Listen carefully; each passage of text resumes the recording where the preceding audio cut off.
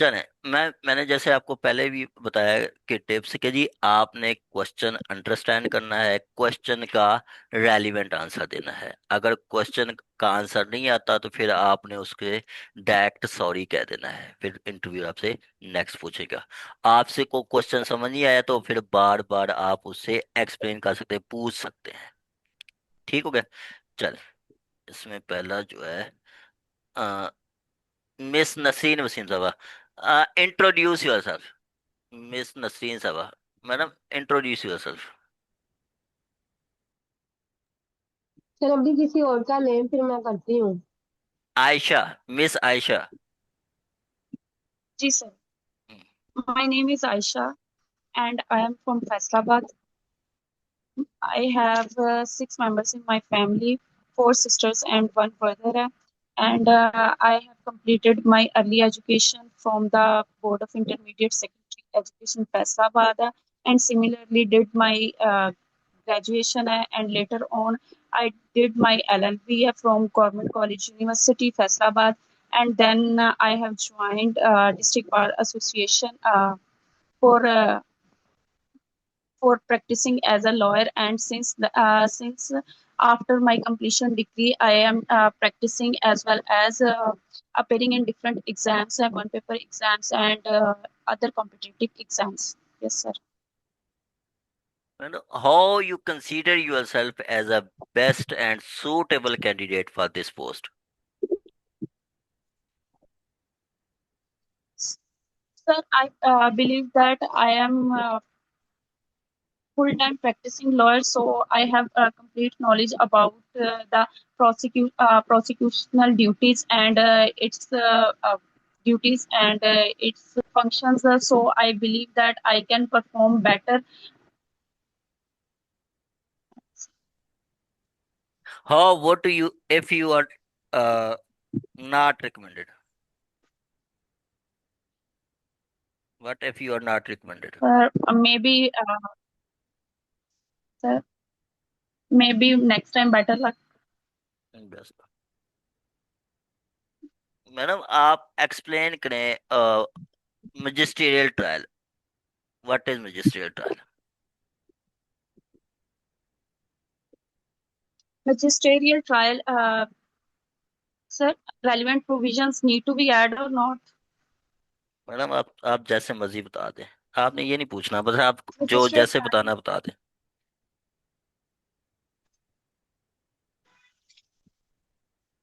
In magisterial trials, firstly, have us provide a copy of FIR and relevant documents like inspection note, and after that, it's second step is sent to the charges will frame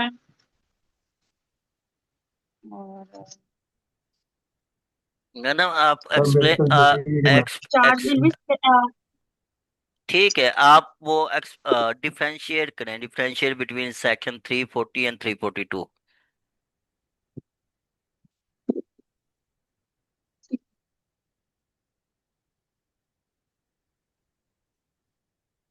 principles of remand, miss Ayesha, principle of remand. yes. Uh, Firstly, whenever a person is arrested, he must be produced before the nearest magistrate within 24 hours, and later on the concerned magistrate shall determine if the reasons are compelling for his further remand. He shall grant a remand for a further period, but the remand period shall not exceed from 14 to 14 days. And if in case of a woman shall not be kept in a custody, shall not be kept in custody. Otherwise, than a female police or ठीक है, ठीक है, ठीक है। दुरानी साहब पूछें आप, दुरानी साहब आप पीरा से क्वेश्चन पूछें सर। जी अस्सलाम वालेकुम। वालेकुम सलाम। जी मैडम। मैडम ये Punjab enforcement regulatory authority act है, इन्फोर्समेंट डेट कौन सी है इसकी? 11th October 2024. कौन सी मैडम? 11th October 2024. 17 अक्टूबर है मैडम, इसको ठीक कर लेना। जी। मैम ये बताएं कि इसकी जो है ना अथॉरिटी की कंपोजिशन किस तरह होती है, इसमें कौन कौन से पर्सन होते हैं? Authority authority. chairperson, chairperson that authority. Yes, sir. Chief minister है। चीफ मिनिस्टर होगा, चेयरपर्सन है, and chief secretary of Punjab होगा। फिर उसके बाद है सेक्रेटरी फ्रॉम होम डिपार्टमेंट है, सेक्रेटरी फ्रॉम फाइनेंस डिपार्टमेंट है, सेक्रेटरी फ्रॉम सर्विसेज विंग है, जी। एंड अच्छा, सेक्रेटरी ये from the madam madam madam government ये एंड बताएं लोकल डिपार्टमेंट मैडम ये है, बताएं plus independent 3 members from.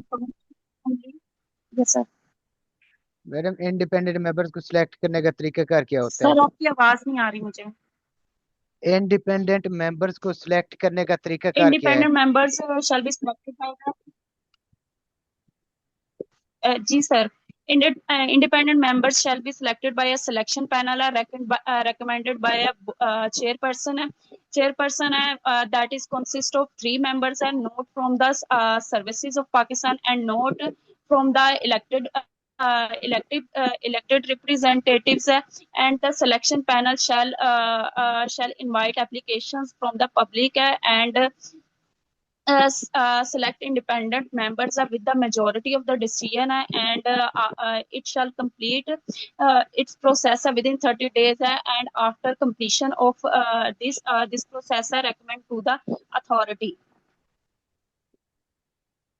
Qualification of independent members. Madam Qualification impeccable integrity है and qualifications are independent members की। जी जी। Yes, sir. The independent member must hold an impeccable integrity plus relevant competency in the in law, social sciences, education, social work and education administrative sectors. जी, ये बताएं madam आपकी secretary of authority के functions क्या है?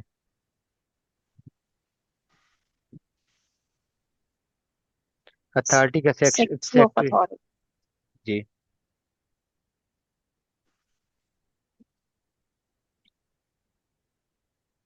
He shall carry out the purposes and objectives of the authority and conduct meetings.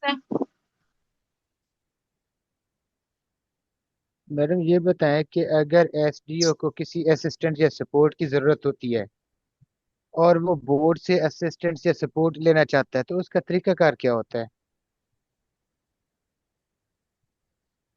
Sir, he shall file a requisition to the secretary of the board and the secretary of the board if finds that reasonable necessity then after the confirmation of the commissioner chairperson of the board provide assistance. Board का secretary कौन होता है?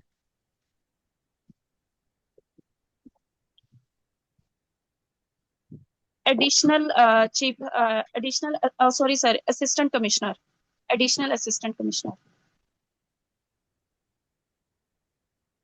जी। Madam आप ये बताएं कि इसका recording of evidence का प्रोसीजर क्या होता है? Evidence shall be recorded on oath or affirmation and it shall be recorded and maintained for the purpose of recording proceedings and if any document is required to be delivered given or produced it may be provided given and delivered in electronic manner or any other manner as may be prescribed. Madam क्या ये जो है hearing officer है, ये जब evidence record करेगा through audio video तो उसमें प्रोसीजर कौन सा अप्लाई होगा? पीरा वाला होगा या क्यूएस वाला होगा? No, provisions shall not apply. He shall follow the procedure of the P. जी ठीक है मैडम। मैडम ये बताएं कि इसका अथॉरिटी का जो बजट होता है वो कौन लोग तैयार करते हैं और बजट का पर्पस क्या होता है? Authorities budget members of the authority, a chief secretary, and the purpose of the budget is to carry out the purposes and achieve the objectives of the act. Hmm,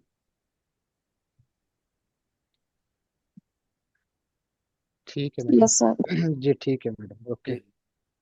ji sir. जी चलें, sir. ठीक ठीक है, ठीक है। हाँ जी, अत्तर शाह साहब, अत्तर शाह साहब, अत्तर शाह साहब। जी जी सर, अस्सलाम वालेकुम सर। शाह साहब, introduce yourself. Yes sir, my name is Atul Bukhari. I belong to district Rahimiyar Khan, Tehsil Liaquatpur. I did my matric from Government High School Janpur. After that, I did my intermediate as well as graduation from Government SE College Bahawalpur. Then I did my LLB from Islam University Bahawalpur, sir, since then. Um, After that, I did my LLM in 2023. And I've practicing as a lawyer since 2013 in civil court Tehsil Liaquatpur. Or you consider yourself as a best and suitable candidate for this post? Sir, I consider myself as a suitable candidate because I am a practicing lawyer and I am working practically in the field. That's why I think that I'm more suitable. How you tackle the overburdened work?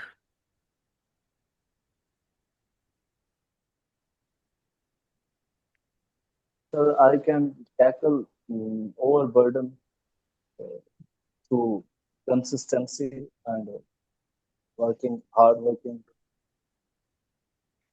with proper timetable. What if you are not recommended?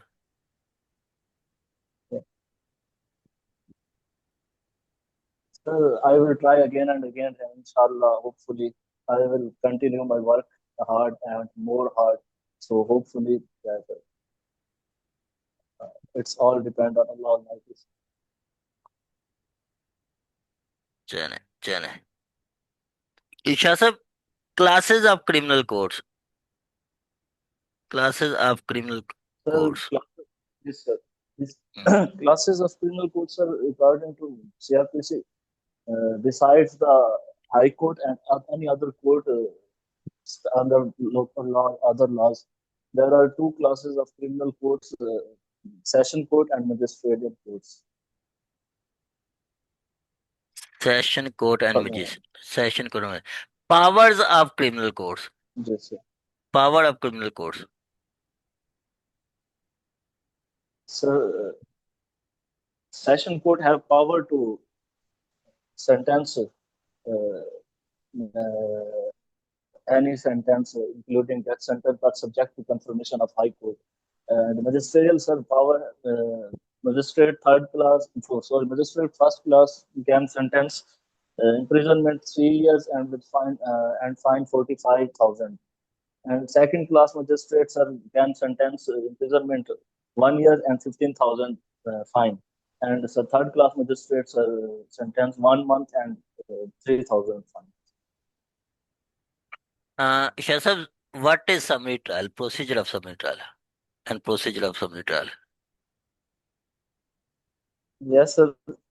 Procedure of summary trial is given in section 260 to 265, sir, which provides section 260 give details the certain offences which can be tried summarily, like sir 337A1 है, उसके अलावा sir sir may I speak Urdu sir as well? Urdu, Urdu ठीक है, बता सकते हैं उर्दू। आपके पास देखे, जी सर, आप ना जी कंफर्ट सर, देखना है, जो आपको जी जी इजी सर, हो ना, फ्लुएंसी के साथ बताना है। मतलब ये मैटर नहीं करता कि जी आप इंग्लिश में बताएं जी या जी उर्दू सर, बताएं, बिल्कुल भी मैटर नहीं करता। आप जैसे कन्वीनियंट है ना, वो वैसे यस वैसे सर, प्रिंसिपल यही है कि जी आप से अगर वो इंग्लिश में पूछते हैं तो मतलब क्वेश्चन उनका इंग्लिश में है तो इंग्लिश में आंसर दें, उनका क्वेश्चन उर्दू में है तो उर्दू में दें, और फिर आपको इजी लगता है उर्दू में बताना तो उर्दू में बताएं। मोस्टली बच्चे उर्दू में इंटरव्यू दे के आते हैं और वो पास होते हैं, तो वो ये फर्क जी नहीं सर। पड़ता। जी जी। जी सर। जी सर, वो 260 से लेकर 265 तक है सर समरी ट्रायल, जिसमें वो बताता है 260 में सर्टन ऑफेंसेस का कि इनका समरी ट्रायल होगा सर, जिसमें क्या है कि भी 6 माह से कम की सजा हो, तो एक तो पहले ये बताता है, दूसरे में सर 337A1 का बताता है, और आगे सर वो बताता है अपना यानी कि 379 है या 380 है या कोई 411 है, 412 है, उनमें सर 10,000 से कम की मालियत की चोरी होगी तो सर उनका समरी ट्रायल होगा सर। इसी तरह सर आगे कुछ ऑफेंसेस हैं, ये है आगे सर उसका जो है ना, फिर वो बताता है सर कि अपना इसका प्रोसीजर आगे से स्टार्ट हो जाता है कि इसको यानी कि सर वो जो है ना प्रॉपर जो है ना वो चार्ज फ्रेम करने की जरूरत नहीं है, एविडेंस रिकॉर्ड करने की जरूरत नहीं है, जस्ट सीरियल नंबर और सर अपना नेम ऑफ द जो है ना एक्यूज वगैरह, यानी कि इस तरह से सर नेम ऑफ द, यानी कि पूरा प्रोसीजर, ठीक है डेट ठीक ऑफ है कमीशन ऑफ ठीक है ऑफेंस हो गया सर ठीक है उसकी जो है। Yes sir. ठीक है। जी दुरान साहब, दुरान से पूछो।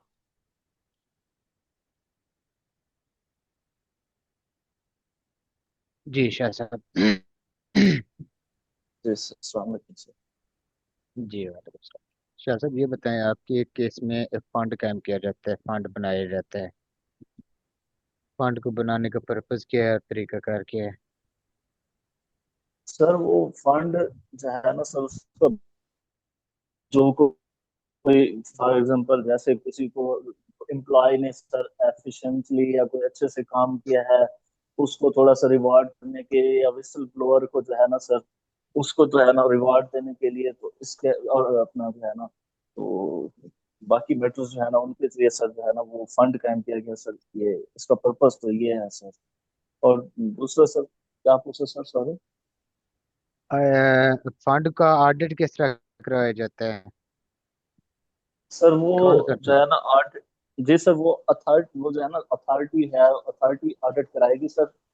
उसका गवर्नमेंट भी ऑडिट करा सकती है सर, और वो जो है ना अपना किसी और यानी कि अकाउंटेंट से सर, प्राइवेट अकाउंटेंट से भी, बाकी जो गवर्नमेंट कराएगी वो अपने अकाउंटेंट जो प्रॉपर सरकारी गवर्नमेंट शाह है साहब, उनको शाह कराएगी। साहब, शाह साहब ये बताएं, अथॉरिटी एक एनुअल रिपोर्ट तैयार करती है, जी सर। रिपोर्ट तैयार करने के बाद अथॉरिटी वो रिपोर्ट सबमिट कहाँ करवाती है, किन के पास करवाती है?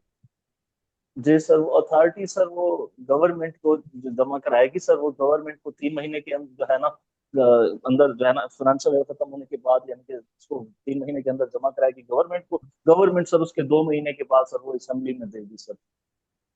ठीक है। शाह साहब ये बताएं, पीरा के तहत जो ऑफेंसेज हैं, कौन कौन से ऑफेंसेज हैं? आप कुछ 4 ऑफेंसेज बताएं। सर पीरा के तहत जो ऑफेंसेस वो बताया गया सर, इंक्रोचमेंट, नॉइजेंस, और सर जो है ना सर इसके अलावा सर और यानी कि हो गया कोई, जैसे कि सर बताया गया सर अपना सेक्शन कौन सा है इसका? ऑफेंसेस का सर। जी। Sir sorry sir, section I can't remember. Preventive measures क्या होती हैं? Preventive measures, sorry sir. Misuse of authority कौन करता है? सर अगर कोई भी ऑफिसर जो है ना सर मिस अपनी अथॉरिटी से मिस यूज करेगा तो सर उसका जो है ना सर वो कंप्लेंट की जा सकती है सर, कोई भी अथॉरिटी कंप्लेंट, में, चाहे वो कंप्लेंट कौन कर सकता है complaint? Any body, any aggrieved person sir. ठीक हो गया। अच्छा शाह साहब आप ये बताएं कि अथॉरिटी के पास पावर्स होती हैं, डेलीगेटेड पावर्स होती हैं, वो कौन कौन सी हैं? और अथॉरिटी अपनी पावर्स, कौन कौन सी पावर्स जो डेलीगेट नहीं कर सकती, ये बताएं। अथॉरिटी अपनी पावर्स में से कौन कौन सी पावर्स डेलीगेट नहीं कर सकती?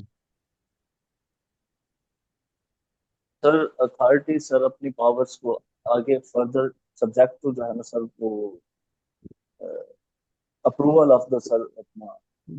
वो कर सकती है, कौन कौन सी पावर्स डेलीगेट नहीं कर सकती? Sorry sir. जी ठीक हो गया। अच्छा शाह साहब ये बताएं कि जो बोर्ड होता है, जी सर। बोर्ड की कॉन्स्टिट्यूशन किस तरह होती है? जी सर, बोर्ड में सर जो है चेयरपर्सन होता है वो डिप्टी कमिश्नर होता है सर। उसके बाद सर डीपीओ होता है सर। उसके बाद सर अपना deputy head of schedule laws हैं सर डिपार्टमेंट के सर, जो है head of schedule laws department, head of department of schedule laws वो हैं सर। उसके बाद आता है सर डिस्ट्रिक्ट पब्लिक प्रोसिक्यूटर। उसके बाद डिस्ट्रिक्ट अटॉर्नी एंड सर उसके अलावा जो है सर एडिशनल डिप्टी कमिश्नर है सर, जनरल, जो कि सेक्रेटरी भी होता है। और उसके अलावा एनी अदर पर्सन जिनको सर वो कर रहे हैं सर। अच्छा शाह साहब ये बताएं कि पीरा के तहत एक एजेंसी बनाई जाती है, अथॉरिटी बनाई जाती है, और इसके साथ साथ जो शेड्यूल लाज हैं उसके साथ उसके अकॉर्डिंग बनाई जाती है एजेंसी या फोर्स बनाई जाती है। तो इनमें अगर कंट्रडिक्शन आ जाएगी तो जी सर। कौन सी एजेंसी अपने फंक्शन परफॉर्म करेगी और कौन सी एजेंसी अपने फंक्शन परफॉर्म करने से रुक जाएगी? सर पीरा जो है ना सर, इसको लीडिंग एजेंसी का स्टेटस है सर। ये प्रिवेल करेगी सर। अगर कोई सर इसके कॉन्फ्लिक्ट में आएगी तो सर लगभग इंक्रोचमेंट क्या होता है encroachment? Sir encroachment to the public privity, जिस सन के जिस तरह गवर्नमेंट की प्रॉपर्टी है कोई, उसमें सर कोई यानी कि इलीगल ऑक्युपाई करता है वहां पे, यानी कि सर ट्रेस करता है और विदाउट रेंट या इस तरह से, या लीज पे ली है और लीज एक्सपायर हो गई है तो सर विदाउट लाइसेंस है, तो वो सर अपना इंक्रोचमेंट के है ना वो जुमरे में आ जाएगा सर। जी ठीक हो गया। जी जी सर, जफर साहब कंटिन्यू करें। ठीक हो गया। अ,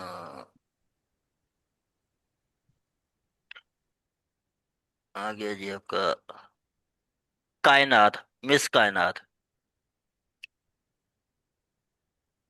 अस्सलाम वालेकुम सर। वालेकुम सलाम। Madam introduce yourself.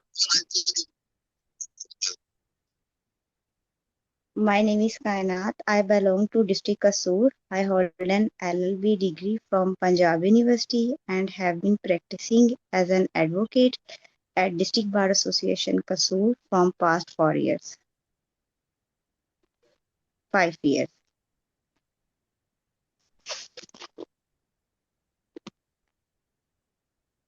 Madam, oh you consider yourself as a best candidate for this post?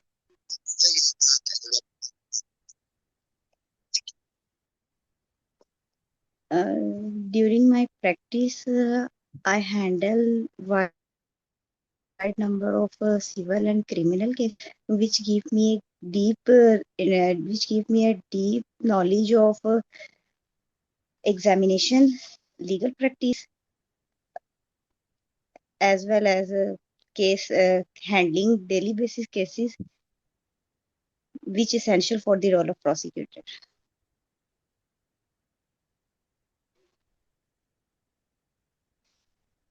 चले मैडम, अरेस्ट विदाउट वारंट कब अरेस्ट कर सकते हैं विदाउट वारंट? सर ये सीआरपीसी है, सेक्शन 54 है कि अरेस्ट विदाउट वारंट किया जा सकता है। जो पुलिस ऑफिसर है वो अरेस्ट कर सकता है वारंट के बगैर, जब एक कॉग्निजेबल ऑफेंस हो, जब कोई बंदा है जो कि कॉग्निजेबल ऑफेंस करने की कोशिश कर रहा है, या जो है वो ऑब्स्ट्रक्ट कर रहा है, या वो भागने की जिसके अगेंस्ट जिसको अरेस्ट किया गया है वो पुलिस की कस्टडी से भागने की कोशिश कर रहा है, तो पुलिस ऑफिसर उसको अरेस्ट कर सकता है विदाउट वारंट। और सेक्शन 55 के तहत जो है वो ऑफिसर इंचार्ज ऑफ पुलिस जो है स्टेशन का, वो भी अरेस्ट कर सकता है ऐसे फेंडर्स जो कि हैबिचुअल्स हैं, उनको 55 के तहत अरेस्ट कर सकता है। मैडम, 164 की स्टेटमेंट का रिकॉर्ड करने का प्रोसीजर बताएं। सर जो 164 की स्टेटमेंट होती है ये मजिस्ट्रेट के सामने रिकॉर्ड की जाती है, और उसमें जो है मजिस्ट्रेट पहले एक्सप्लेन करता है जो बंदा स्टेटमेंट मेड कर रहा है उसको कि वो बाउंड नहीं है उस स्टेटमेंट को मेड करने के। अगर वो स्टेटमेंट देता है तो वो उसके अगेंस्ट भी यूज की जा सकती है। अगर एक्यूज उस टाइम पे मौजूद हो तो उसके पास क्रॉस एग्जामिनेशन का राइट होता है कि वो विटनेस को क्रॉस एग्जाम कर सकता है। विटनेस को क्रॉस कर सकता ये ड्यूरिंग होती है ट्रायल, हूँ। ट्रायल जी, इन्वेस्टिगेशन के बाद। Madam differentiate between 340 and 342।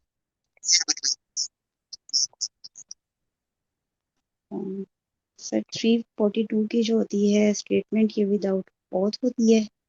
इसमें जो है वो जो होता है एक्यूज, उससे क्वेश्चन, ये क्वेश्चन आंसर की सूरत में होती है। उससे पूछा जाता है क्या वो आगे डिफेंस करना चाह रहा है, अपने डिफेंस में एविडेंस पेश करना चाह रहा है।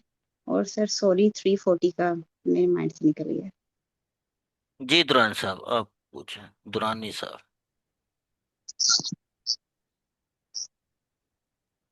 जी मैडम। मैडम इलीगल ऑक्यूपायर कौन होता है? इलीगल ऑक्यूपायर वो बंदा होता है जो कि जो गवर्नमेंट की प्रॉपर्टी है, चाहे वो मूवेबल है या इमूवेबल है, जिसपे उसने कब्जा किया हुआ है गैर कानूनी तौर पर। ठीक हो गया। अच्छा, आप ये बताएं कि मूवेबल इंक्रोचमेंट क्या होती है? सर मूवेबल इंक्रोचमेंट होगी कि जो मूवेबल प्रॉपर्टी है उसके ऊपर इंक्रोचमेंट, तजावुज कोई किसी भी एग्जाम्पल किस्म की गैर कोई कानूनी एग्जाम्पल तरीके। कोई example? Example sir sorry. Immovable encroachment क्या होती है? सर इमूवेबल इंक्रोचमेंट होती है जो इमूवेबल प्रॉपर्टी पे हो। ये तो किसी सूरत पे भी हो सकती है, जैसे किसी बिल्डिंग पे हो, कोई स्टेट की कोई भी चीज है जो कि इमूवेबल है। इमूवेबल इंक्रोचमेंट को रिमूव करने का प्रोसीजर क्या है? सर इमूवेबल इंक्रोचमेंट जब होगी तो सबसे पहले जो है इन्फोर्समेंट ऑफिसर जो है उसने विजिट करना है। अगर वो देखता है वाकई ही इमूवेबल इंक्रोचमेंट है तो उसने रिपोर्ट उसकी हेयरिंग ऑफिसर को देनी है। हेयरिंग ऑफिसर ने जो है पार्टीज को अपॉर्चुनिटी देनी है हेयर करने की। पार्टीज को अपॉर्चुनिटी देने के बाद अगर वो ये देखता है कि वाकई ही इमूवेबल इंक्रोचमेंट है तो वो रिपोर्ट तैयार करेगा जो कि इन्फोर्समेंट ऑफिसर जो है उसने इंक्रोचमेंट को खत्म करवाना है। पब्लिक नुइसेंस क्या होती है?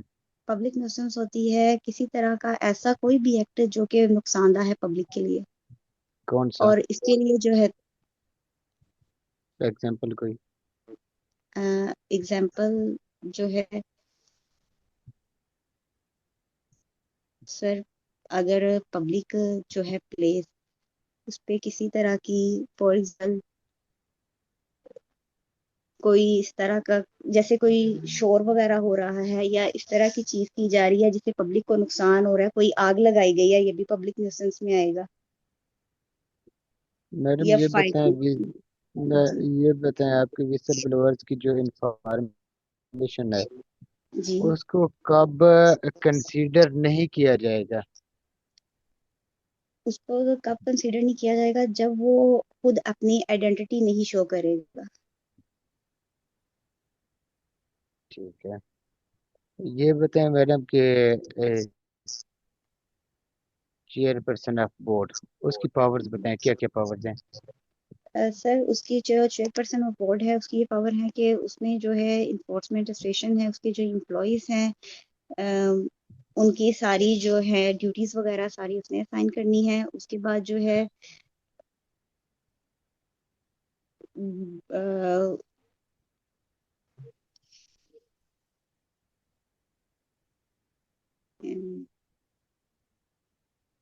सब डिविजनल इन्फोर्समेंट ऑफिसर की किसकी पावर्स सर? बताएं। सर दोबारा क्वेश्चन पूछिएगा। सब डिविजनल इन्फोर्समेंट ऑफिसर। सब डिविजनल इन्फोर्समेंट ऑफिसर जो है सर इसकी पावर्स ये है कि इसने जो है सर्च करनी होती है। इसने ये बंदे को अरेस्ट भी कर सकता है और उसके बाद ये कब्जे में भी ले सकता है कोई आर्टिकल्स वगैरह। उसके लिए ये पूरी लिस्ट प्रिपेयर करते हैं जो कि सब डिविजनल इन्फोर्समेंट ऑफिसर को भेजी जाती है। फाइन भी इम्पोज कर सकते हैं। मैडम इनकी पिक्यूलियरी और जुरिस्डिक्शन क्या होती है? पिक्यूनिटी जो इनकी जुरिस्डिक्शन होती है यानी वो हर ऑफिसर की जो है उस हिसाब से ये फाइन इम्पोज कर सकते हैं जो उनकी जुरिस्डिक्शन है जो कि इस एक्ट में बताई गई है, स्पेसिफाई की गई है। ठीक है। मैडम जी। आप ये बताएं कि मिस यूज ऑफ अथॉरिटी के खिलाफ हमारे पास रेमेडी क्या होती है? अगर कोई भी जो है एम्प्लॉय वो अथॉरिटी का मिसयूज करता है तो उसके अगेंस्ट जो है वो रिप्रेजेंटेशन फाइल की जाती है हेयरिंग ऑफिसर को। अगर hearing officer he miss use of authority करता है देन? देन उसके अगेंस्ट फिर कमिश्नर के पास। मैडम आप सेकंड अपील के ग्राउंड्स बताएं, सेकंड अपील फाइल करने के ग्राउंड्स क्या क्या हैं? Sir sorry. Second appeal file कहाँ की जाती है, फोरम क्या है सेकंड अपील का? सर सेकंड अपील जो है वो कोर्ट में फाइल की जाती है, कौन कोर्ट ऑफ सी कोर्ट में? सेशन। जी ठीक है। जी ठीक है मैडम, ओके। जी सर। राना साकिब साहब, राना साकिब साहब।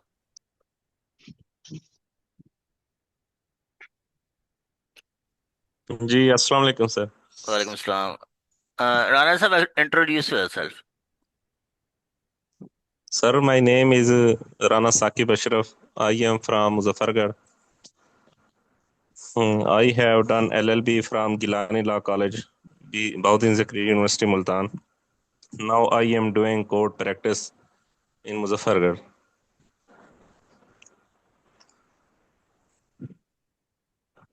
How you consider yourself as a best candidate for this post? Sir, because I am practicing lawyer and I can perform well in this department, sir. What if you are not recommended? Sir, I will do practice and next time I will appear in judiciary exam, sir. ठीक हो गया, ठीक हो गया। अ, राणा साहब, lunatic trial, what is lunatic trial? Lunatic trial का क्या procedure है? यूनाइटेड सर, इसका जो रेलिवेंट लॉज है 464 से शुरू होता है सर ये। तो उसमें जब ये सामने आ जाता है कि ये बंदा ल्यूनेटिक है तो उसको फिर कोर्ट में भेज दिया जाता है। तो फिर कोर्ट उसके ना जो सिविल सर्जन से उसकी इंक्वायरी कराई जाती है कि आया कि ये ल्यूनेटिक है या नहीं। तो जब वो रिपोर्ट मेडिकल की आ जाती है तो फिर उस सिविल सर्जन को भी एग्जामिन किया जाता है। और अगर साबित हो जाता है कि ये ल्यूनेटिक है तो उसके ट्रायल को अपना रोक दिया जाएगा और उसको एसिलम में भेज दिया जाएगा। अगर वो दोबारा फिर पता लगता है कि जी वो ठीक हो गया और अपना डिफेंस दे सकता है तो फिर वो इंक्वायरी या ट्रायल उसका रिज्यूम हो जाएगा, शुरू हो जाएगा सर दोबारा।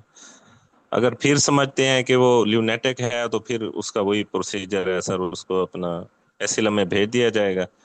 अगर वो इक्विट करते हैं तो फिर उसको रिलेटिव्स को जो उसके है या नेक्स्ट फ्रेंड के पास उसको भेज दिया जाएगा। ठीक है, ठीक है, ठीक है। पावर्स ऑफ कोर्ट एट रवियन, powers of court of रवियन।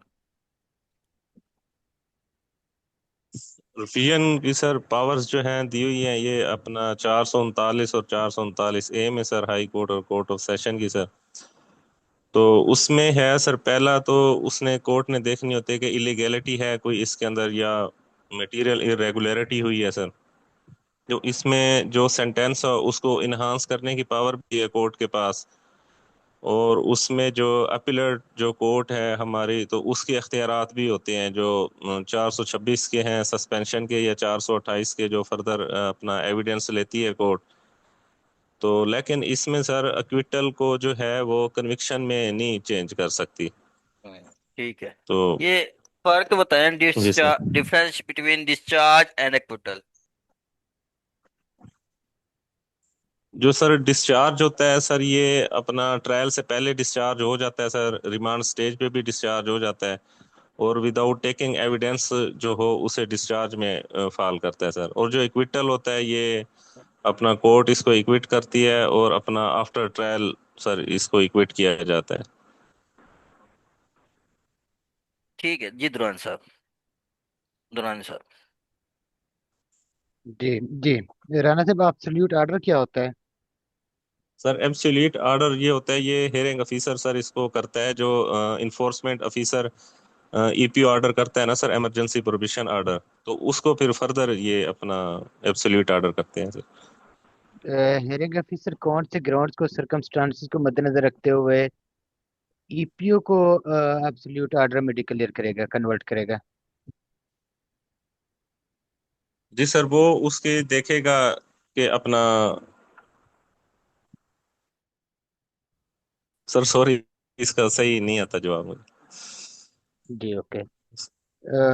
Rana साहब, इंक्रोचमेंट क्या होती है? इंक्रोचमेंट होती है सर, ये जो नजायज तजावजात कर लेते हैं लोग अपनी, अपना दुकानात के आगे या अपने घर के आगे जो बना लेते हैं चीजें सर। जी। राना साहब, एक जीआरसी बनी होती है, जीआरसी स्टैंड पर सोचता है, पूछा आपने। ग्रीवियंस रेड्रेसल कमिश्नर, क्या होता है ये? सर इसमें जो कोई भी पार्टी इसमें आती है ना, ऑफेंडर या एग्रीव्ड पार्टी, तो वो फिर जी। रिड्रेस किया जाता है उनकी जो कंप्लेंट होती है ना सर, उसको। ये पावर्स किसके पास होती हैं? ये सर होती है डिप्टी कमिश्नर के पास सर। अच्छा। राना साहब, आप पब्लिक प्लेस को डिफाइन करें। सर पब्लिक प्लेस में हर वो चीज़ शामिल है सर, चाहे वो स्ट्रीट्स हैं सर, चाहे सिटीज के अंदर हैं सर, हम्म, तो ओपन प्लेस है। हम्म। तो उसको क्या कहेंगे हम, पब्लिक प्लेस? जी सर। अच्छा, ठीक हो गया। रेफरेंस क्या होता है? रेफरेंस, सॉरी सर नहीं पढ़ा इसमें। जी, ठीक हो गया। ये बताएं राना साहब, आपके जो अथॉरिटी होती है वो कमेटी भी कॉन्स्टिट्यूट कर सकती है? अथॉरिटी के अथॉरिटी, पास। जी सर, जी सर जी। अख्तियारात हैं, वो आगे फर्दर कमेटी तश्कील दे सकती है सर। अथॉरिटी में कौन से पर्सन होंगे? अथॉरिटी में सर चेयरपर्सन सीएम पंजाब होगी सर, तो हम्म, फिर चीफ सेक्रेटरी जो होगा पंजाब का वो वाइस चेयरपर्सन होगा सर। उसके बाद सेक्रेटरी जो है अपना गवर्नमेंट का होम डिपार्टमेंट का होगा सर। पीपीओ होगा प्रोविंशियल पुलिस ऑफिसर सर। तो सेक्रेटरी प्रोसिक्यूशन भी होता है उसमें सर, सेक्रेटरी फिनांस भी होता है, हम्म। डायरेक्टर जनरल भी होता राना है राना सर। राना राना साहब, आप ये बताएं कि रिकॉर्डिंग ऑफ एविडेंस, जी सर। इसके आप रेलेवेंट प्रोविजन बताएं और तरीका बताएं, क्या होता है? इवेंट प्रोविजन सर इसका है ये अपना रिकॉर्डिंग ऑफ एविडेंस का 17 सर, जीरा एक्ट का सर। प्रोसीजर क्या है? प्रोसीजर ये है सर, पहली बात उसमें वो करता है कि कानून शहादत जो है 1984 का, ये अप्लाई नहीं होगा उस पे। और नंबर दो जो है, उसकी ऑडियो और वीडियो जो है ना वो रिकॉर्डिंग हो सकती है ड्यूरिंग प्रोसीडिंग सर। तो राना साहब, आप राना साहब इन्फोर्समेंट ऑफिसर की ड्यूटीज बताएं। जी सर, इन्फोर्समेंट ऑफिसर की ड्यूटीज सर ये है कि अपना वो देखेगा कि कहीं पे कोई पब्लिक न्यूसेंस हो रहा है या कोई इंक्रोचमेंट हो रही है सर, तो वहां पे देखेगा उसको। और वहां पे अगर वो समझता है कि ठीक है, तो ईपीओ ऑर्डर भी जारी कर सकता है वहां पर। और उसकी जो रिपोर्ट है वो अपना सब डिविजनल इन्फोर्समेंट ऑफिसर को देगा कि इसके ऊपर एफआईआर करें, तो भी ये ऑफेंस राना बनता साहब है। राना साहब, आप प्रोसिक्यूटर बन रहे हैं, आपको किस प्रोविजन के तहत अपॉइंट किया जाता है? सर 492 उसका है सीआरपीसी का, और पीरा के सेक्शन 30 है पीरा के इसका। सेक्शन 30 सर, पीरा। पीरा का सर। जी, ठीक हो गया, ठीक हो गया, ठीक हो गया सर। जी सर। अरेस्ट का प्रोसीजर बताएं आप। अरेस्ट का सर इसमें 31 है पीरा के अंदर सर, तो हम्म, उसमें सब डिविजनल इन्फोर्समेंट ऑफिसर भी अरेस्ट कर सकता है, और इन्फोर्समेंट ऑफिसर भी अरेस्ट कर सकता है, और इन्वेस्टिगेशन ऑफिसर भी अरेस्ट कर सकता है क्या अगर इस एक्ट की वायलेशन हो रही है। अरेस्ट करने के लिए सीआरपीसी अप्लाई होगा? जी सर, अरेस्ट के लिए बिल्कुल अप्लाई होगा सीआरपीसी सर। ठीक हो गया। अच्छा, ये जी बताएं सर। कि सर्च करने का तरीका क्या होता है पीरा के अकॉर्डिंग? पीरा के अंदर सर सर्च का तरीकाकार वही सीआरपीसी वाला ही अडॉप्ट होगा सर इसमें। और वो अपना जो है बॉडी कैमरा भी यूज कर सकते हैं सर्च के दौरान सर। ये बताएं कि जो जो पीरा के अकॉर्डिंग सर्च करते हैं इस पे सीआरपीसी का सेक्शन 103 अप्लाई होता है?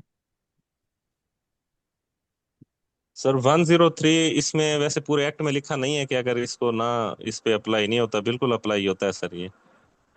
क्या अगर किसी एक ऑफिसर है, ऑथराइज ऑफिसर है, चाहे वो बोर्ड का है या अथॉरिटी का है, जी सर। तो उसने सर्च करनी हो तो पहले उसने 103 के लिए परमिशन लेना जरूरी होती है कोर्ट से?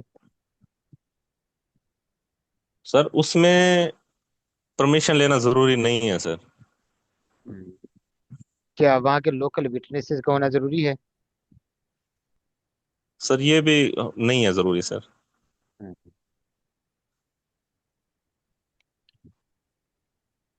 आप ये बताएं सर कि इमूवेबल इंक्रोचमेंट को रिमूव किस तरह किया जाता है? इमूवेबल के सर इसका तरीकाकार ये है सर, इन्फोर्समेंट ऑफिसर जाएगा उधर ना, या ये जो ऑफिसर है अपना सब divisional enforcement officer, hearing officer, board या अथॉरिटी है, ये डायरेक्ट करेंगे या वह खुद ओन मोशन जाएगा। वहां पे देखेगा कि अगर इमूवेबल प्रॉपर्टी के ऊपर इंक्रोचमेंट हुई हुई है तो वो फिर सर रिपोर्ट आके देगा उधर अपना हेयरिंग ऑफिसर को या जिस अथॉरिटी ने उसको भेजा है।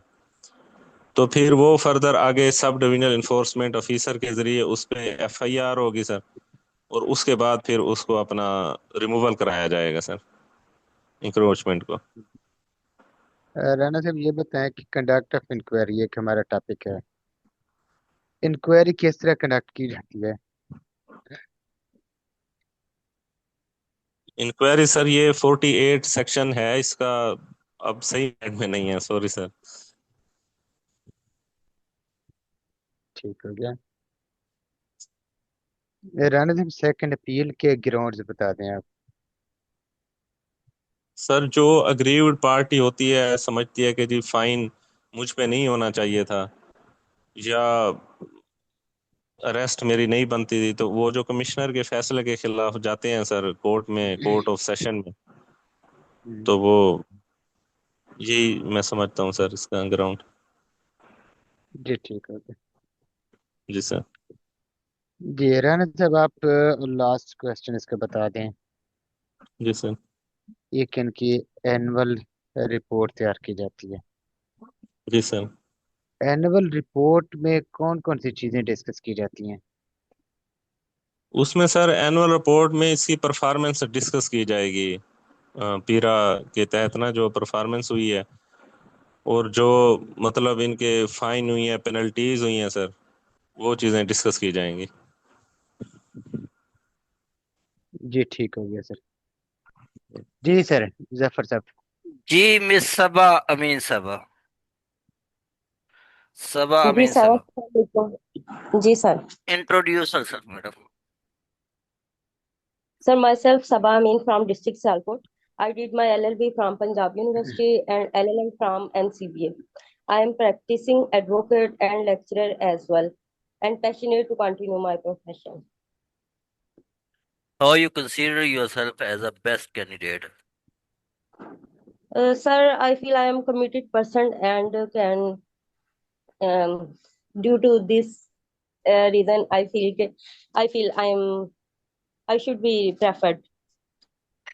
Any of your family member serving or served in prosecution department in Punjab? No, sir.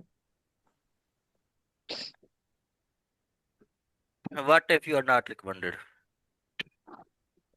I am practicing advocate will carry out the same.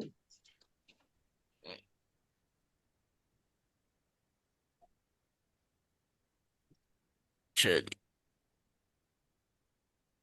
And what is cognizable and non-cognizable offense? Sir, cognizable offences are those offences in which police may arrest without warrant, and non-cognizable offences are those in which police may not arrest without warrant. Those are enlisted in second schedule.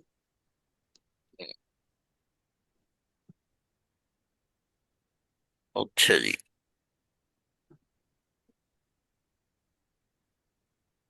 What is the procedure in case if police not register your FIR? Not large use of here. Sir, writ petition,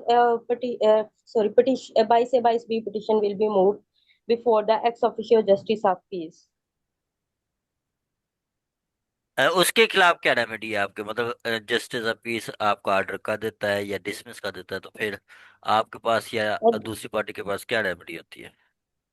Sir, then writ under Article 199 will be followed, will be filed. ठीक है। Pre mature अक्यूटल क्या होता है madam? Sorry, premature acquittal. sorry, sir. 249A और 265 का difference क्या है? 249A and sorry, sir. अच्छा मैडम, मजिस्ट्रियल ट्रायल का बताएं आप। Sir, magisterial trial, sir, supply of statements and documents to the accused not late, not less than 7 days before the commencement of trial, and then charge will be framed and accused will be asked either you plead guilty or not. If he admits, then conviction will be held, and if he does not admit, then uh, evidence then will be proceeded for evidence, and then after evidence, acquittal or conviction.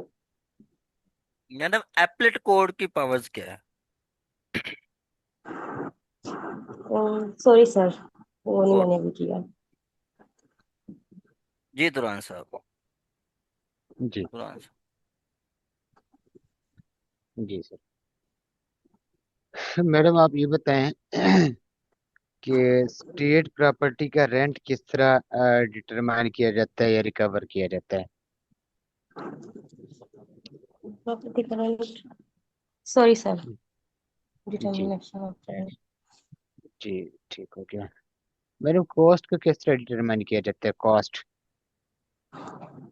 Sir, sorry, sir. ये नहीं जी मैंने देखा अभी. जी Rent और जी जी madam, reward और punishment को आप explain करें। सर, ये लास्ट वाले चैप्टर सॉरी मैंने अभी देखे ही नहीं है. 4-5 जो इंटरव्यू में थे बस वही, वो जो उसमें थे रिटर्न में वही देखे हुए थे जो लिस्टेड थे. ये मैडम उसी में से हम पूछ रहा हूँ मैं। सर, रिवार्ड वाला देखा नहीं है मैंने सर, और ये कॉस्ट वाला. बार ऑफ जुरिसडिक्शन को आप एक्सप्लेन करें। सिर्फ यस सर. सर, इसमें सिर्फ उसी कोर्ट को जो है ज्यूरिस्डिक्शन हासिल है जिसको इंलिस्ट कर दिया गया. इसके अलावा किसी और कोर्ट को कोई इख्तियारात हासिल नहीं है. सिर्फ जिसको मेंशन कर दिया गया वही वाली जो है वो इसके तहत ज्यूरिस्डिक्शन उसको हासिल है. Section person 52. जी पर्सनेशन ऑफ मेंबर ऑफिसर और एम्प्लॉइज डिफाइन करें। सर, पर्सोनेटिंग फेंडर में पर्सोनेटिंग में ये है कि अगर कोई भी अगर किसी भी ऑफिसर का जो है वो लिबास ओढ़ेगा इस तरह से, तो इसको 170 पीपीसी के तहत जो है वो डील किया जाएगा. इसको ऑफेंस और उसी के अकॉर्डिंगली उसकी पनिशमेंट होगी. सेक्शन 170 पीपीसी कितनी पनिशमेंट है? जी, सॉरी सर. जी ऑफेंसेस बाय कंपनी जी जी बताएं madam. Sir, offensive by company में ये है कि अगर किसी एक मेंबर ने भी कोई ऑफेंस कमिट किया है जिसकी, और वो ऑफेंस इस तरह का है कि जिसमें सारे जो डायरेक्टर हैं मैनेजर हैं सारों को इस बारे में इंफॉर्मेशन है, तो फिर वो सारे के सारे लायबल होंगे उसके लिए. एक्सेप्शन सिर्फ इसमें ये है कि अगर कोई अपने आप को प्रूव कर देता है या कोई ड्यू डिलिजेंस बताता है, अपनी शो कर देता है कि मेरा कोई फॉल्ट नहीं है, तो फिर वो उसमें नहीं आएगा, उसका ऑफेंस कंसीडर नहीं होगा. अदरवाइज सारे लायबल होंगे. ठीक हो गया। मैडम ये बताएं कि एक्शन बाय हियरिंग ऑफिसर, इसको जरा आप एक्सप्लेन कर दें। जी सर, हेयरिंग ऑफिसर के पास रिप्रेजेंटेशन मूव की जाएगी against the miss use of any enforcement officer, और फिर वो हेयरिंग ऑफिसर उसको विद इन 30 days में उसका डिस्पोजल होगा. और कन्फिस्केशन अगर तो हुई है तो उसको उस मैटर को सुनेगा। सील ऑफ प्रेमिसेस है, उसको सुन के तो अगर वो समझता है कि इन मैटर्स को अगर ठीक है तो फिर उसके अकॉर्डिंगली वो फाइन करेगा, अगर नहीं तो वो फिर उनको जो है बैक कर दिए जाएंगे उनके फाइन वगैरह। तो सर्च का ऑर्डर दे सकता है, किसी भी पनिशमेंट की इन्हेंसमेंट जी वो मैडम, ऑर्डर। इन्फोर्समेंट ऑफिसर की ड्यूटीज बताएं। सर इन्फोर्समेंट ऑफिसर जो है इंस्पेक्ट कर सकता है, सर्च कर सकता है किसी भी प्रेमिसेस को, सील एनी पब्लिक और private property subject to warrant और order of magistrate etcetera. Madam उसकी पावर नहीं पूछी, आपसे ड्यूटीज पूछी हैं, ड्यूटीज क्या है उसकी? अच्छा ड्यूटीज, सॉरी सर इस टाइम। जी ओके, ठीक हो गया। जी आप इन्फोर्समेंट स्टेशन को डिफाइन करते हैं। जी सर, इन्फोर्समेंट स्टेशन चैप्टर 5 के अकॉर्डिंगली है, इसमें इस्टेब्लिशमेंट है इन्फोर्समेंट स्टेशन की। और इन्फोर्समेंट स्टेशन जो है वो गवर्नमेंट बाय नोटिफिकेशन किसी भी प्रेमिसेस को या प्लेस को जो है वो इन्फोर्समेंट स्टेशन डिक्लेयर कर सकती है। और enforcement station shall consist of an SDO, sub divisional enforcement officer not below rank of 16 and enforcement officers as many not below rank of 14। इसी तरह इन्वेस्टिगेशन ऑफिसर्स होंगे जितने भी रिक्वायर्ड होंगे वो भी नॉट बिलो रैंक ऑफ 11, वो BS 11। Sergeant and other staffs होंगे इन्फोर्समेंट ऑफ ये इन्फोर्समेंट स्टेशन में। मैडम आप क्वालिफिकेशन ऑफ इंडिपेंडेंट मेंबर्स बता दें। सर इंडिपेंडेंट मेंबर्स की क्वालिफिकेशन, सॉरी सर इस टाइम नहीं बता सकती। जी ठीक हो गया जी। सर शुरू करें जफर साहब। जी सुहेल साहब, सुहेल करामा साहब। जी जी सर। सुहेल साहब इंट्रोड्यूस योर सेल्फ। सर मेरा नाम सुहेल करामत है। मैंने 2013 में LLB किया था और 2020 में मैंने MA पॉलिटिकल साइंस किया और लाहौर यूनिवर्सिटी से मैंने LLM भी किया है। Or you consider yourself as the best candidate for this post? Sir मैं अपने काम में ऑनेस्ट हूँ, डिलीजेंट हूँ और मैं समझता हूँ कि मैं एक डिटरमिन्ड आदमी हूँ अपने काम के लिए। अपना काम मैं डिटर्मिनेशन से करता हूँ इसलिए।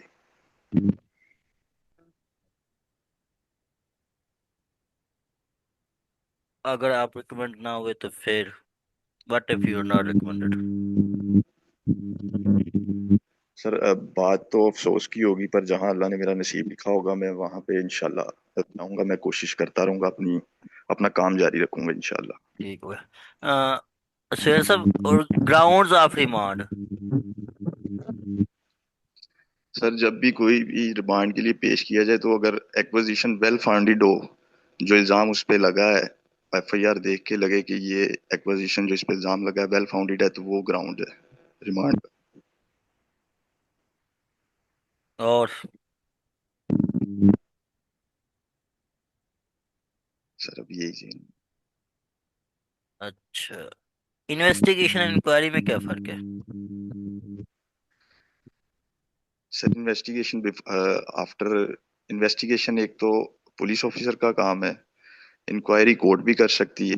ये बिफोर ट्रायल है, चार्ज ब्रेम होने से पहले जितनी भी सारी प्रोसीडिंग है वो इंक्वायरी में कंसीडर होती हैं। और इन्वेस्टिगेशन जो है वो कलेक्शन ऑफ एविडेंस, और ये इन्वेस्टिगेशन ऑफिसर का काम है।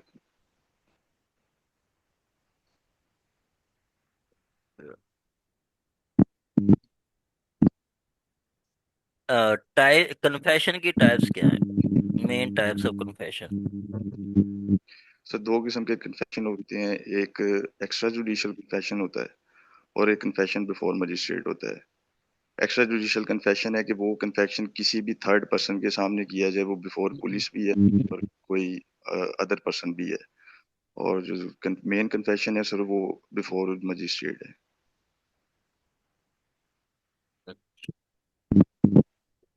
What is double jeopardy? मतलब 403 क्या कहता है CRPC का? सर 403 कहता है कि किसी भी शख्स को एक ही ऑफेंस के लिए दो सजाएं नहीं दी जा सकती। और इसकी कोई एक्सेप्शन भी है? जी सर, अगर वो ऑफेंस ऐसा अगर कमिट किया गया कि उस सीरीज ऑफ एक्ट्स बनते हैं, मिसाल है कि अगर उसने पहले बंदे को अटेम्प्ट किया था, मर्डर किया है, साथ उसके उसने चोरी भी की है, तो सर ये दो ऑफेंस बन जाएंगे, तो इसकी अलग अलग उसको सजा मिलेगी।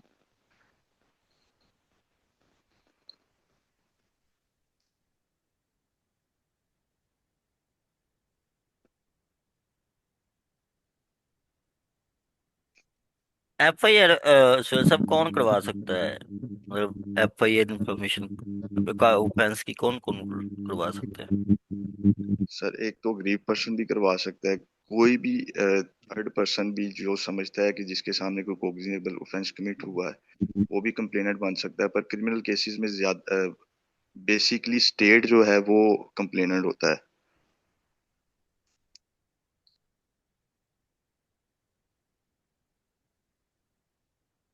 अच्छा, चालान चालान कब पेश होता है? मतलब चालान सबमिशन की क्या टाइम है? सर 14 दिन है, और उसका ग्रेस पीरियड 3 दिन ऊपर मौजूद है कि अगर 14 दिन में इन्वेस्टिगेशन कंप्लीट नहीं होती तो विद इन 3 more days वो चालान जो है वो उसकी इन्वेस्टिगेशन कंप्लीट करके सबमिट करना है। और अगर इस दौरान में इन्वेस्टिगेशन कंप्लीट नहीं होती तो वो इंटरन चालान सबमिट करेगा कोर्ट में थ्रू प्रोसिक्यूटर। इंटरम चालान, ठीक है। ठीक हो गया जी दुरान साहब। जी जी, सुहेल करामत साहब, आप ये बताएं कि मीटिंग ऑफ अथॉरिटीज का प्रोसीजर बताएं, किस तरह कंडक्ट की जाती है, कौन करवा सकता है, कब करवा सकते हैं? सर अथॉरिटी की मीटिंग जो है वो डायरेक्टर जनरल जो सेक्रेटरी है वो कंडक्ट करवाएगा, और बस सर वो वही करवाएगा, डायरेक्टर जनरल करवाएगा कंडक्ट मीटिंग। कोरम कितना होना चाहिए मीटिंग के लिए? सर 1/2 होना चाहिए।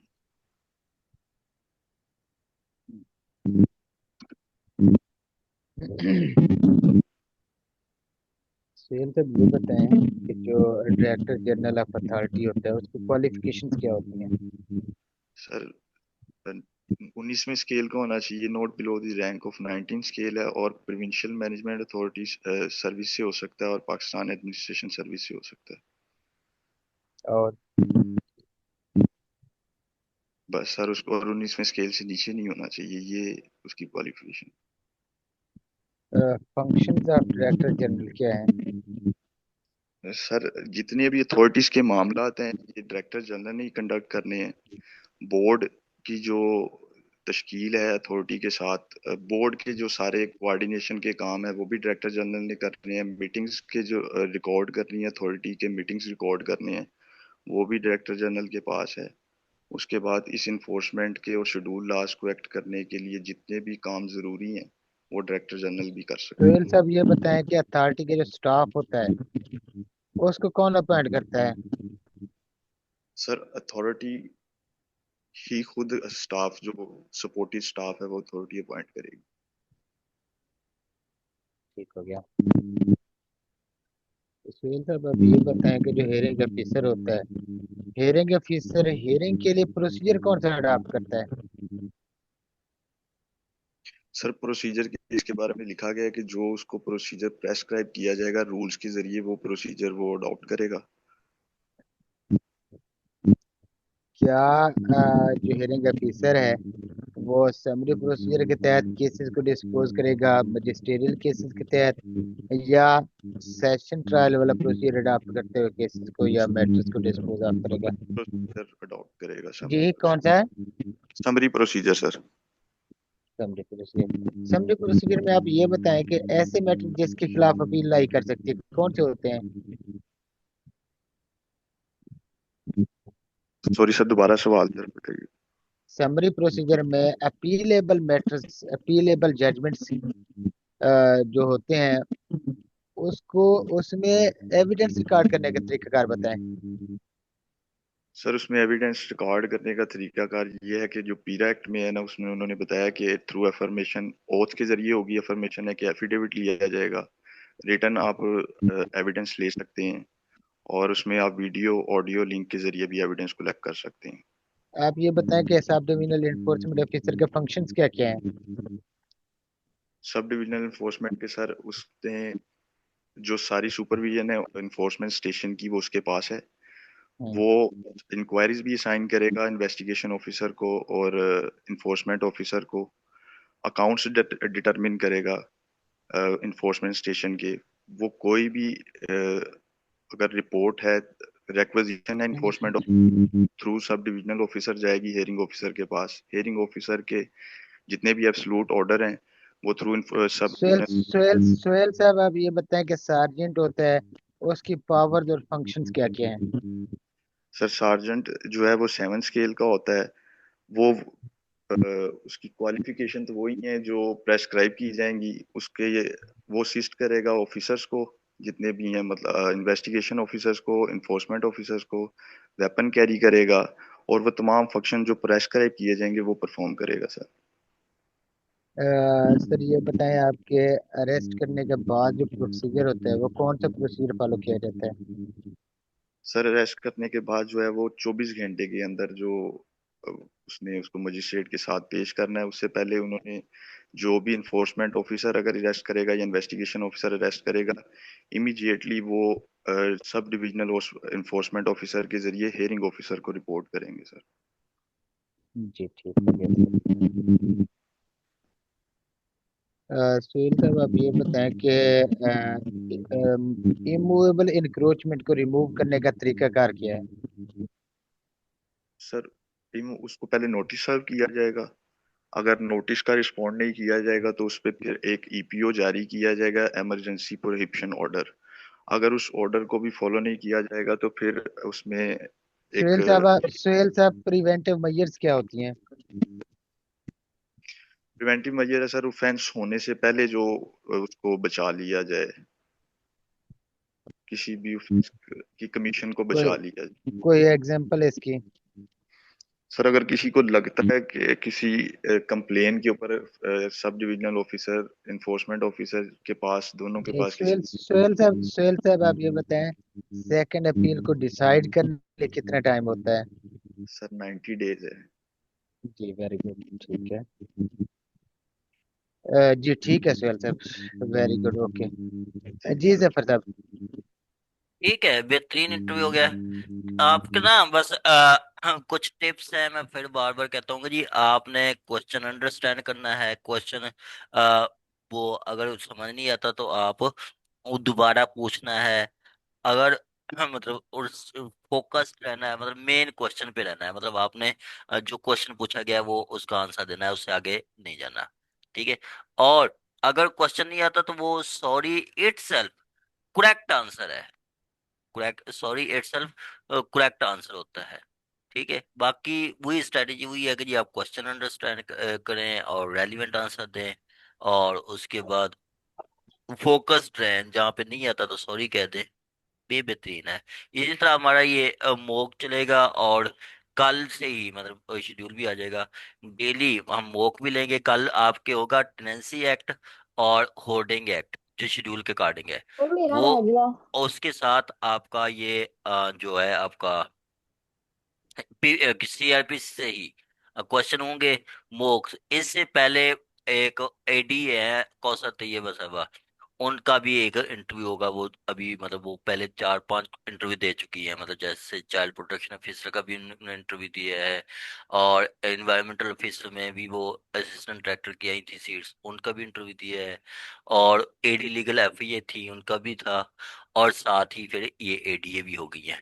तो वो उनका अच्छा एक्सपीरियंस है, वो आपसे एक्सपीरियंस शेयर करेंगी, आपसे बताएंगे कि जी आपने कैसे पेड़ होना है, कैसे आंसर देना है। और मोक भी हम चलाएंगे। इस तरह ये आगे नेक्स्ट चलता रहेगा। अब आपका कोई क्वेश्चन है तो आप पूछ सकते हैं, वरना नेक्स्ट हम कल कल वही टाइम आपके पास आ जाएगा। वही 10:30 होगा या शेड्यूल के अकॉर्डिंग टाइम आपके पास आ जाएगा, ग्रुप में बता देंगे। ठीक है। सर मेरा नहीं लिया, रह गया था। चले मैडम, कल कल लेंगे। ठीक है, कल तैयार हो के आना। ठीक है। जी सर। कल ओके कल सर, थैंक यू। कल कल इंशाल्लाह। ओके। अल्लाह हाफिज। ओके।